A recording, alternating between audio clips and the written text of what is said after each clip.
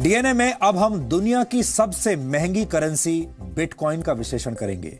आज एक बिटकॉइन की कीमत करीब 6,38,000 रुपए हो चुकी है। आपको यह सुनकर हैरानी हो रही होगी कि वो कौन सी करेंसी है जो इतनी महंगी है। आप में से बहुत सारे लोग ये भी सोच रहे होंगे कि काश वक्त रहते बिटकॉइन खरीद लिया होता, काश बिटकॉइन पहले ले लिया होता। लेकिन ऐसे लोगों को आज हम सावधान करना चाहते हैं, क्योंकि बिटकॉइन दुनिया की सबसे महंगी करेंसी होने के साथ साथ सबसे खतरनाक करेंसी भी बन गई है। बिटकॉइन क्या होता है, ये कैसे काम करता है और इसके क्या खतरे हैं, ये भी हम आज आपको बताएंगे। लेकिन उससे पहले आपको एक दिलचस्प जानकारी देते हैं। आज से करीब 13 महीने पहले 28 अक्टूबर 2016 को हमने पहली बार डीएनए में आपको बिटकॉइन के बारे में विस्तार से बताया था। उस वक्त हमने बहुत साधारण भाषा में, सरल भाषा में आपको इस करेंसी के बारे में जानकारी दी थी और तब एक बिटकॉइन की कीमत 45,000 रुपए थी। लेकिन सिर्फ 13 महीनों के अंदर ही बिटकॉइन की कीमत करीब 14 गुना बढ़ चुकी है। 2 दिन पहले एक बिटकॉइन 10,000 अमेरिकी डॉलर्स यानी करीब करीब 6,45,000 रुपए का था। लेकिन सिर्फ 12 घंटे के अंदर ही बिटकॉइन की कीमत में 10% का इजाफा और हो गया और एक बिटकॉइन 11,370 डॉलर का हो गया। हालांकि थोड़ी देर के बाद ही बिटकॉइन की कीमत 18% गिरकर 9,992 अमेरिकी डॉलर्स तक पहुंच गई। अगर किसी ने सन 2010 में यानी आज से 7 साल पहले सिर्फ 100 रुपए के बिटकॉइन खरीदे होंगे तो आज उनकी कीमत करीब 2 करोड़ 30 लाख रुपए होगी। यानी आपके 100 रुपए 2010 के 100 रुपए अब 2 करोड़ 30 लाख रुपए बन चुके होंगे अगर आपने बिटकॉइन में निवेश किया होता। अब सवाल यह है कि बिटकॉइन क्या है और यह कैसे काम करता है। बिटकॉइन दुनिया की पहली डिसेंट्रलाइज्ड क्रिप्टो करेंसी है जो खासतौर पर डिजिटल दुनिया के लिए बनाई गई है। बिटकॉइन का इस्तेमाल पूरी दुनिया में कभी भी और कहीं भी किया जा सकता है। बिटकॉइन के जरिए कोई भी व्यक्ति दुनिया में किसी भी व्यक्ति को किसी भी समय कोई भी रकम भेज सकता है और सबसे बड़ी बात यह है कि इसके लिए किसी बैंक या थर्ड पार्टी एजेंसी की मदद नहीं लेनी पड़ती। यानी आप जो पैसा किसी को भेजना चाहते हैं उस पैसे को सीधे अपने बिटकॉइन वॉलेट से दूसरे व्यक्ति के बिटकॉइन वॉलेट में ट्रांसफर कर सकते हैं। दुनिया भर में इस वक्त लाखों लोग साधारण करेंसी की जगह बिटकॉइन का इस्तेमाल कर रहे हैं। अभी दुनिया में पैसों के कानूनी लेन देन के लिए बैंक्स का इस्तेमाल करना पड़ता है और आप में से भी ज्यादातर लोग यही करते होंगे। बैंक्स के जरिए हम अपने इंटरैक्शंस करते हैं। यहां तक कि किसी देश में कितनी करेंसी का सर्कुलेशन होगा यह भी बैंक और वहां की सरकारें तय करती हैं।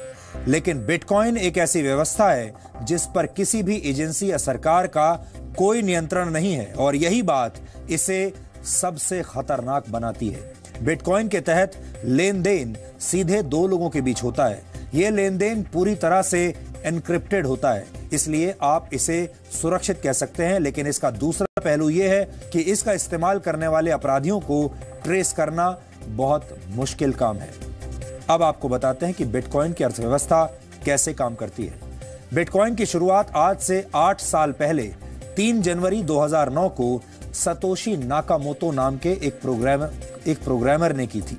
लेकिन सतोशी नाकामोतो नाम का यह प्रोग्रामर कौन है ये आज तक किसी को नहीं पता। हालांकि अलग अलग वक्त पर अलग अलग लोग सतोशी नाकामोतो होने का दावा करते रहे हैं, लेकिन बिटकॉइन बनाने वाले व्यक्ति के बारे में आज भी किसी के पास कोई पुख्ता जानकारी नहीं है। किसी ने उसे देखा नहीं है, कोई उसे मिला नहीं है। इस रहस्य की वजह से बिटकॉइन की विश्वसनीयता पर हमेशा सवाल उठते हैं। बिटकॉइन की शुरुआत यह साबित करने के लिए हुई थी कि बिना किसी थर्ड पार्टी की मदद के, बिना किसी थर्ड पार्टी की इंटरफेरेंस के आर्थिक लेन देन किया जा सकता है। लेन देन का यह तरीका चलन में लाने के लिए सरकारों और तमाम आर्थिक एजेंसियों को और बैंक्स को रास्ते से हटा दिया गया। यानी आर्थिक लेन देन सीधे 2 लोगों के बीच होने लगा और ये गुप्त लेन देन होता है। इससे अपराधियों की नजर में बिटकॉइन का महत्व बहुत बढ़ गया और अपराधी इसे इस्तेमाल करने लगे। 22 मई 2010 को पहली बार एक पिज्जा के बदले 10,000 बिटकॉइन देने की पेशकश की गई थी। यानी 2010 में एक बिटकॉइन की कीमत 10 सेंट से भी कम थी। लेकिन आज बिटकॉइन की कीमत 1 लाख गुना बढ़ चुकी है। बिटकॉइन के प्रचलन में आने के बाद ज्यादा से ज्यादा लोग इसे खरीदने की कोशिश करने लगे और बिटकॉइन की कीमत लगातार बढ़ती चली गई। लोग इसमें निवेश करने लगे, लेकिन इसके बावजूद इस करेंसी के बहुत बड़े बड़े नुकसान भी हैं।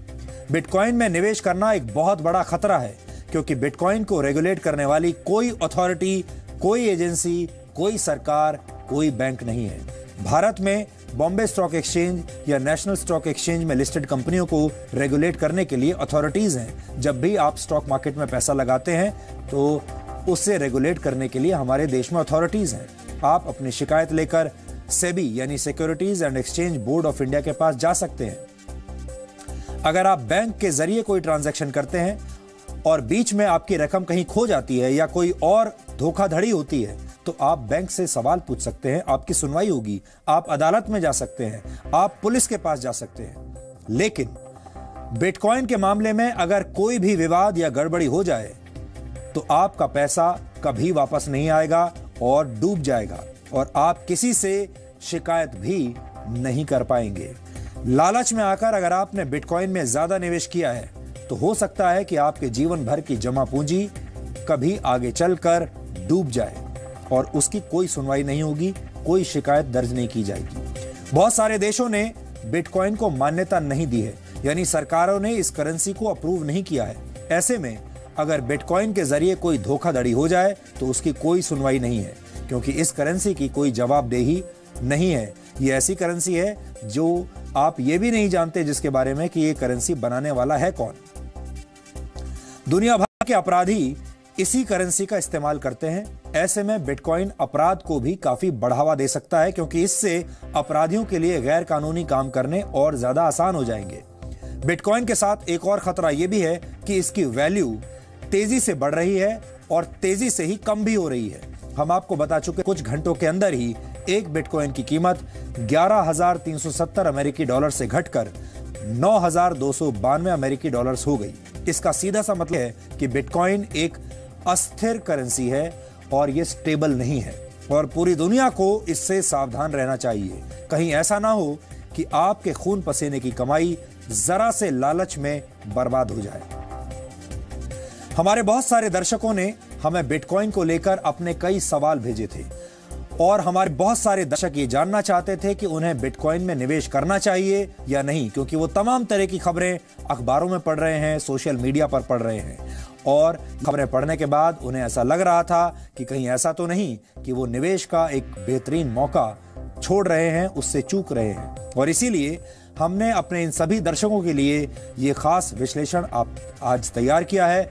आप इस विश्लेषण को देखिए और समझने की कोशिश कीजिए और फिर तय कीजिए कि आप आगे क्या करना चाहते हैं।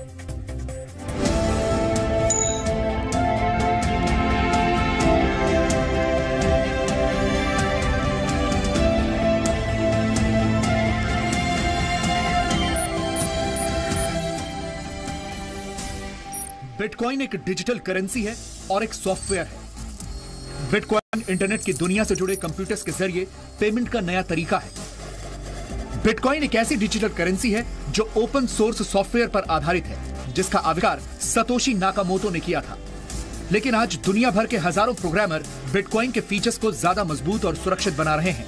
जब हम सामान्य तौर पर साधारण करेंसी का इस्तेमाल करते हैं तो इसकी देखरेख का जिम्मा बैंक का होता है, यानी पैसा कहां से चलकर किसके पास पहुंचा इसका पूरा रिकॉर्ड बैंक अपने पास रखते हैं और इसके बदले में बैंक फीस के रूप में अच्छी खासी रकम वसूलते हैं। और बिटकॉइन पैसों के लेन देन के बीच से बैंक और मिडिलमैन को हटाकर इसे ज्यादा तेज और सुरक्षित बना देता है। अब सवाल यह है कि एक डिजिटल करेंसी के साथ तो काफी छेड़छाड़ की जा सकती है या फिर फिल्मों की तरह इसकी पायरेसी भी हो सकती है। तो इसका जवाब है कि ऐसा संभव नहीं है, क्योंकि सतोशी नाकामोटो के आविष्कार की खासियत यह है कि बिटकॉइन आम लोगों के बीच बटे ब्लॉकचेन में भेजा जाता है।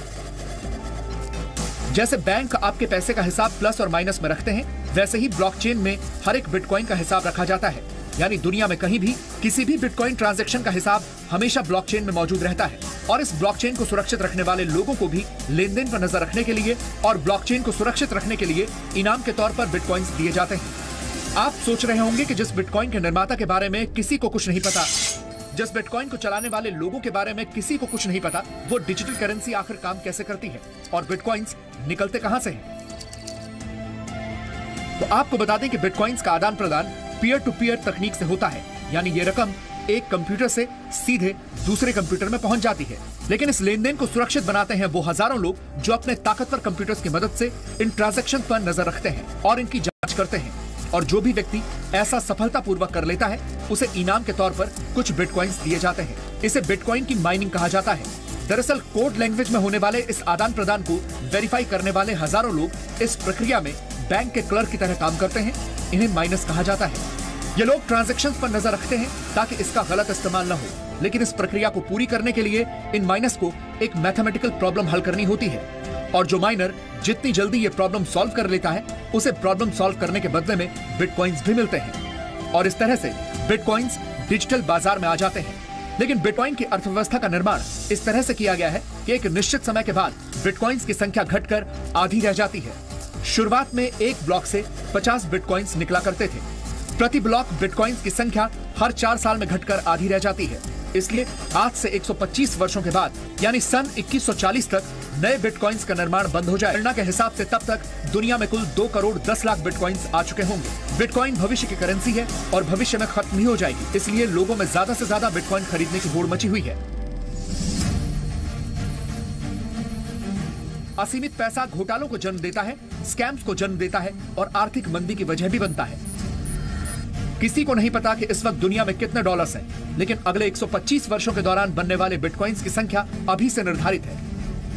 बैंक कई ऐसे लोगों को पैसे भी उधार देता है जिनका इरादा ये पैसे वापस करने का नहीं होता। ये लोग या तो खुद को दिवालिया घोषित कर देते हैं या देश छोड़कर चले जाते हैं, और इसका खामियाजा भी आम आदमी को ही भुगतना पड़ता है। लेकिन डिजिटल करेंसी पर किसी सरकार या बैंक का नियंत्रण नहीं होता।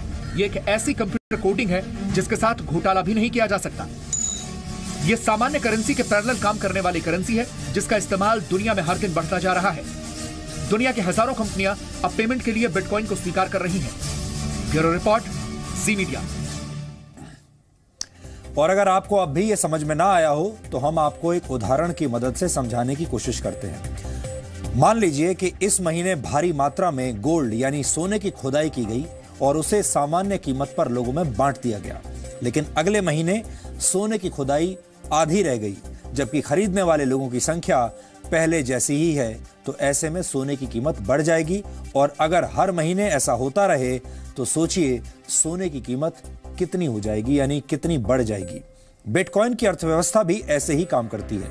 लोगों को पता है कि बिटकॉइंस की संख्या लगातार कम होती जा रही है, इसलिए इसकी कीमत लगातार बढ़ रही है। यह डिमांड एंड सप्लाई का सामान्य सा फॉर्मूला है। सप्लाई जितनी कम होगी, डिमांड उतनी ही ज्यादा बढ़ेगी। इसलिए कुछ ही वर्षों में बिटकॉइन की कीमत इतनी ज्यादा बढ़ गई है। हमें लगता है कि बिटकॉइन की व्यवस्था पर आपको आंख बंद करके भरोसा नहीं करना चाहिए। अगर यह व्यवस्था डूब गई तो आपका सारा पैसा भी डूब जाएगा और आप कुछ नहीं कर पाएंगे, क्योंकि बिटकॉइन को भारत सहित दुनिया के तमाम देशों ने अब तक कानूनी मान्यता नहीं दी है। यह विश्लेषण हमने आपको जागरूक बनाने के लिए किया। बहुत सारे लोग कम समय में बिना मेहनत किए ज्यादा पैसा कमाने के चक्कर में अपना नुकसान कर लेते हैं। हमारी आपको यही सलाह रहेगी कि आप बिना रिसर्च के ऐसा कोई इन्वेस्टमेंट ना करें। डीएनए में अब एक ब्रेक का समय है और इस ब्रेक के बाद